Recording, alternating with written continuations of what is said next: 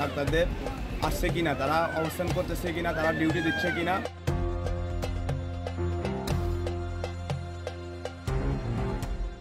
ঘড়িতে সকাল 10টা, বাইরে টিকিট কেটে অপেক্ষায় সেবা নিতে আসা সাধারণ রোগীরা। 3 বছরের ছেলে ফরহাদকে নিয়ে নোয়াখালী জেনারেল হাসপাতালে এসেছেন এক নারী। তিনি ক্ষোভ প্রকাশ করে বলেন, হাসপাতালে আসছি সকাল 8:45, 2 ঘন্টা পার হয়ে 10টা বাজতে চলেছে, এখনও ডাক্তাররা চেম্বারে আসেন নাই। ছেলের নিউমোনিয়া ও শ্বাসকষ্ট আছে। এই অবস্থায় বিনা চিকিৎসায় আমার ছেলে যদি এখন মারা যায়, তার দায়ভার কে নেবে?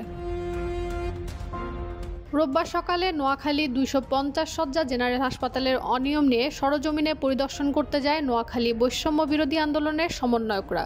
পরিদর্শনের সময় তাদের চোখে ধরা পড়ে বিভিন্ন অনিয়মের অভিযোগ পেয়ে আবাসিক মেডিকেল অফিসার মহিউদ্দিন আজিমকে পদত্যাগের নির্দেশ দেন তারা। সমন্বয়কদের সাথে সরজমিনে আউটডোরের চক্ষু, ডেন্টাল, চর্ম ও অ্যালার্জি সহ কয়েকটি বিভাগ ঘুরে দেখা যায় সকাল 8টায় ডাক্তারদের আসার কথা থাকলেও 10টায়ও তাদের দেখা মেলেনি। একই অভিযোগ করেন হাসপাতালে আগত বেশ কয়েকজন রোগী ও তার স্বজনরা। গ্রাম থেকে আসা বয়স্ক আবুল হাসান চর্মরোগের ডাক্তার দেখানোর জন্য হাসপাতালে এসেছেন। টিকিট কেটে 2 ঘন্টা ধরে চিকিৎসকের জন্য অপেক্ষা করছিলেন তিনি, কিন্তু ডাক্তারদের দেখা মেলেনি। আফসোস করে বলেন, বড় ডাক্তারের কাছে ভিজিট বেশি, তাই সরকারি হাসপাতালে আসলাম, তাও ডাক্তার নাই।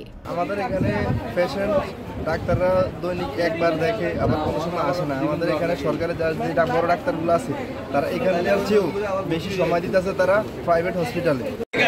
শিশু রোগ আসছে, চর্মরোগের রোগী আসছে, আমরা এখন ডাক্তার পাচ্ছি না। চন্দ্রগঞ্জ বাজার থেকে আসছি আমরা। সরকারের নির্দেশনা মোতাবেক সকাল 8টা থেকে দুপুর 2:30 পর্যন্ত আউটডোর চেম্বারে চিকিৎসকদের রোগী দেখার কথা থাকলেও বেশিরভাগ চেম্বারে কোনো ডাক্তারের দেখা মেলেনি। আউটডোরে টিকিট কেটে চিকিৎসকের জন্য অপেক্ষা করছিল দূর দূরান্ত থেকে আসা রোগীরা। চিকিৎসককে না পেয়ে অনেকজনকে ফিরেও যেতে দেখা যায়। বৈষম্য বিরোধী আন্দোলনের সমন্বয়ক হাসিব বলেন, আমাদের দেখে তাৎক্ষণিক কয়েকজন ডাক্তার আউটডোর বসিয়ে সেবা দেওয়ার চেষ্টা করে। তখন আমরা তাদের কাছে কখন কোন ডাক্তার বসেন এ বিষয়ে একটি তালিকা চাইলে তারা তালিকাটি দিতে পারেননি আমাদের। এছাড়াও বিভিন্ন জায়গায় খুঁজে পান অনিয়ম, পরে তাৎক্ষণিক সমাধান করার চেষ্টাও করেন তারা। আমরা আজকে একটা টিম আসছি এখানে ডাক্তারদের আসছে কিনা, তারা অবস্থান করতেছে কিনা, তারা ডিউটি দিচ্ছে কিনা এবং তাদের কি অনিয়ম আছে তা দেখার জন্য। আমরা এখানে আসার পরে বিভিন্ন ডাক্তাররা লেট করে আসছেন। আজকের যে ডিউটি ডাক্তার, আমরা উপপরিচালকের সাথে দেখা করার পরে আজকে কারা ডিউটি দিচ্ছেন এবং এর জন্য আমরা যে ডিউটি ডাক্তারদের যে সিটটা ওইটা আমরা চাইছি, ওনারা আমাদেরকে এটা দিতে দেরি করতেছেন, ওনারা দেন নাই।